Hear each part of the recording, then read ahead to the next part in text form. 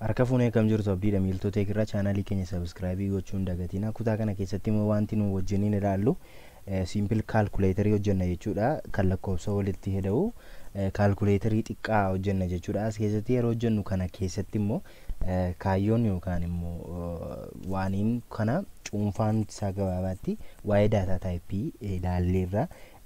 Akkaataa walitti nambarii duukaa akkaawatti akka interaaktii goonu stringii duukaa maal akka fakkaatu waa'ee right line waa'ee data type akkaataa itti variable declare godhan warreen kana hundumaa ilaalleerra sababii ta'ee fi akka yaada cuunfaatti immoo simple calculator create goone ilaallaa jechuudha. Gara sanaatti otoo hin dhufiin dura fakkeenyaa fi value lamaan walitti hidhuu yaade garuu akkaataan itti hidhuu al tokko as gubbaarratti isinitti argisiisaa jechuudha. Fakkeenyaa fi 50 jedhee 25 yoon jedhee as keessatti vaaliyuun argadhu maalidha?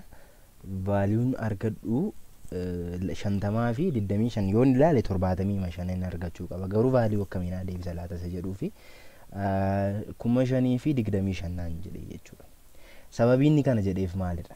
Isa jedhuu fi always yeroo mara wanti nuun hubachuu qabnu wanti as keessa jiru yookaan immoo double quotation kana keessa jiru akka maalitti dubbifama? Akka stringiitti yookaan akka barreeffama yookaan akka qubeetti dubbifama jechuudha.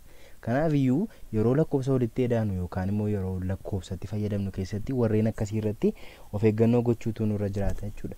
Mallattoon pilaasiin kun as keessatti walitti hidhaan jirtu yookaan immoo eda'uudhaaf miti kan isheen achi gidduu galte jechuudha. Sababiin isaa stringii eda'uu yoo gidduu geenye maal gochaa jirra? Concatenate gochaa jirra jechuudha. Tekstii sana concatenate yookaan immoo wal qabsiisuu walitti pairii gochaa jirra irraan kan hafe eda'uu miti jechuudha. Garuu yoo lakkoofsichi jiru intiijarii ta'e yookaan immoo deesimaalii ta'e maal gochaa jirra jechuudha? Eda'aa jirra jechuudha.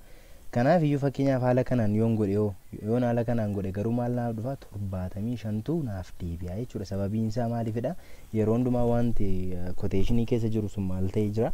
Stringii ta'ee jira sababii ta'eef jechuudha. Haala kanaan sababii dubbisuufi kanadha jechuudha. Amma gabaabaatti wanti nu gochuu barbaade calculatoridha. Calculatorii kana gochuudhaaf immoo wantootiin gochuun narra jiraatu wantoota muraasatu ni jiru jechuudha. Fakkeenyaaf duraan dursaa yeroo waan godhu keessatti bakka kanatti maal jechuu tura jiraata? Jalqabuma programming kee yeroo jalqabutti lakkoofsa jalqabaa galchi jedha jechuudha. Lakkoofsa jalqabaa maal godhi? Galchi jedha jechuudha. Kana booddee lakkoofsa jalqabaa kana immoo maal godha? Hirkaa fuudha jechuudha. Kan inni ittiin hirkaa fuudhu immoo maalidha? console.read laayiniidha jechuudha. Yuuzarii irraa inputii kan nuun ittiin fudhannu kanadha jechuudha. Haa ta'u malee lakkoofsi kun immoo kallattii maanii console irraa dubbifamee yookaan immoo yuuzarii irraa fudhatee waan taa'u osoo hin taane maal ta'a jechuudha? Maal ta'utu irra jiraata? Variabilii gubbaa taa'utu irra jiraata jechuudha. Kanaaf iyyuu lakkoofsa jalqabaa akka ta'e argisiisuudhaaf haala kanaan inni godha jechuudha. Kana yeroon godhu keessatti lakkoofsi jalqabaa sana akka inni fudhatuufidha jechuudha. Haa ta'u iyyuu malee ammas gubbaa irratti maal jechaa jira? Jala sararaa jira jechuudha. Read the next line of character from the standard input stream jechaa jira. Kana keessatti kun gaamma maal jechaa jira jechuudha? Yeroo hundumaa wanti nuun hubachuun nurra jiraatu maalidha? Jala sararee diimaadhaan yeroo jala sararu kanatti fakkeenyaaf akkuma inni jiru kanatti inni startii yoon gochuudhaaf yaalee mee maallaan jedha? Maal jedha? There were buildery. Would you like to continue and around the last successfully build jedhe? Yes jedha fakkeenyaaf. Kana booddee isa xumuraa sana yookaan isa sila fayyadame sanatu waan ta'e jechuudha. Kanaaf iyyuu as keessa yeerarii jira yookaan immoo dogoggoratu jira jechuudha. Bakka kana akkuma argaa jirtanii maal godhee jira? Sararee jira jala isaa jechuudha. Kana kun immoo maalifidha? Read line always kan inni dubbisu maalidha? Stringiidha jechuudha. Stringii dubbisa. Garuu bakka kanatti maal gochaa jirra? Isheen kun assign operator'idha. Variable integerii gubbaa irratti tutu stringii maal gochaa jirra jechuudha? Assign gochaa jirra jechuudha. So kanaaf iyyuu maal gochuun nurra jiraata jechuudha? Value kana convertii gochuutu nurra jiraata jechuudha. Qaba kana irratti dhufneetitu akka inni convertii godhuuf methodii sana keessa read line kan jettu kana maal goona? Keenyaa jechuudha gabaabaatti. Kanaaf iyyuu bakka kanatti maal jenna? Convert yookaan immoo isa kana dura balleessee convertii gara maalitti immoo goona jechuudha. Convert to int waa'ee int kana int 30 60 32 maal kan jedhu kana yeroo biraa wajjin ilaalla. Ammaaf garuu 32tiin gara int 32tiin maal godhe convertii godhe jechuudha. Maalin convertii godhamu jechuudha. console dot read line kan jettu sanadha jechuudha.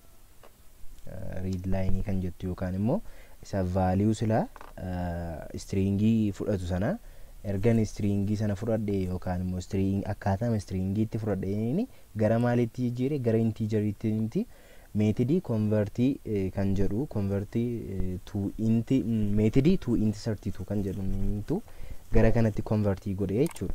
Kanas immoo ergan godhee booddee ammas immoo lakkoofsa isa jalqabaa kana yoo fudhatee jiraate yoo ammas immoo lakkoofsi biraan ni jira jechuudha. Lakkoofsi biraan ni fuudhu immoo maalidha? Lakkoofsa dhufee maal ta'uudha? Itti edaamu sanadha jechuudha. Lakkoofsa dhufee itti edaamu sana immoo as gubbaarratti laayinii gochuurra yookaan sararaarratti akka inni darbu gochuurra sararuma sanatti fufee akka inni inpuutiin harkaa fudhu gochuu sababiin barbaaduu fi bakka kana keessatti haala kanaan yoo ta'e gaariidha. Kanaafiyyuu lakkoofsa itti aanu galchin jedha jechuudha bakka kanatti immoo. Kan ergan godhee booddee ammas immoo akkuma isa ammaatti maalin godha jechuudha. Variable biraan create godha. Variable kana irrattis immoo ammas maal gochuutu narra jiraata? Convertii gochuutu narra jiraata. Convertii kan hin godhu immoo maalidha? Convertii gariin itti godhu to int 32 dha. Kana keessatti immoo maalin immoo convertii godha isa jedhuu fi console dot read line godha jechuudha. Kana ergan godhee booddee immoo maal ta'a jechuudha? Irkaa user irkaa amma lamaansaa fudhachuu danda'eera jechuudha. Value kana walitti da'uu sababiin barbaachisaa ta'eef immoo asirratti right line jedhee mana as keessatti lakkoofsi walitti da'u sun maalidha? Lakkoofsa tokkoo fi lakkoofsa lama variable jettu sanadha jechuudha kan walitti da'u. Kana booddee maal godha? Naafituu argisiisaa jechuudha. Fakkeenyaaf asirraa yeroo raanii godhutu maalidha? Lakkoofsa jalqabaa galchi jechaa jira. Lakkoofsi jalqabaa 60 jedha. Lakkoofsa itti aanu galchi jedhaa jira. Lakkoofsi itti aanu immoo meeqadha? 40 jedha. Kana booddee vaaliyoon argadhu meeqadha? 100 jechuudha. Customize gochuu ni dandeenya. 60 edda 40 100 jennee haala kanaanis customize gochuu ni dandeenya jechuudha. Yeroo display goonu keessatti jechuudha. Lakkoofsa walitti da'uu barbaade maalidha? Lakkoofsa desimaalii ta'eef yookaan immoo lakkoofsa tuqaa qabuu fi lakkoofsa integerii ta'edha jechuudha. 4 da'uu fakkeenyaaf 2 tuqaa 8 yoo walitti da'e meeqadha? Kan inni dhufu 6 tuqaa 8 dhufa jechuudha. Garuu yeroo godhutti maal ta'a jechuudha? Programming kiyya crash godha jechuudha yookaan immoo maal ta'a? Rakkinatu uumamaa jechuudha haala amma argitan kanaani. Kanaaf iyyuu sababiin kun uumamaa jiruuf immoo maalidha? Lakkoofsas gubbaarratti akkaataan conversionii kiyyaa keessatti fakkeenyaaf bakka kanatti lakkoofsa lammaffaa irratti gasheessuni maal ture? Desimaalii ture jechuudha. As keessatti garuu kan convertii gochaa jiru maalidha? To intidha sababii ta'eef intigeriin fayyadamuutu narra jiraata jechuudha. Kanaaf iyyuu kana gochuudhaaf immoo maalin gochuutu narra jiraata? Rakkinoota akkasii handilii gochuudhaaf immoo maal gochuutu narra jiraata isa jedhuu fi bakka kanatti waan value fuudhamu hunduma isaayyuu maal godheen dabiliin godha.